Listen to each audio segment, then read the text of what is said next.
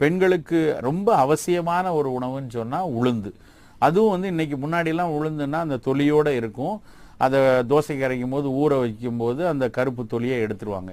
இன்றைக்கு வந்து உருட்டு பருப்பாகவே தொலி நீக்கப்பட்ட ஒரு பருப்பாகவே வருது.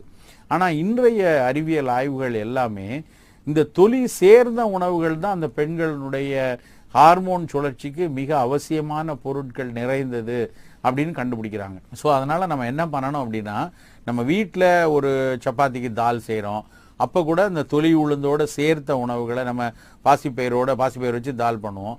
அதுக்கு வந்து பாதி பாசிப்பயிரை வச்சுக்கிட்டு பாதி வந்து தொலி உளுந்து வச்சுக்கணும். அந்த மாதிரியான ஒரு தாலை வந்து சப்பாத்திக்கு சாப்பிட்ற மாதிரி வச்சுக்கலாம். இட்லி ஆட்டும்போது கூட வந்து தொலி உள்ள அந்த உளுந்து சேர்த்து ஆட்டிக்கொள்ளலாம். உளுந்தங்கஞ்சி, உளுந்த வடை, உளுந்த தோசை, இந்த மாதிரி உணவுகளை நம்ம எடுத்துக்கிட்டே வந்தால் கூட பெண்களாக இருக்கிற பட்சத்தில் அவர்களுக்கு அந்த ஹார்மோன்கள் சீராக வச்சு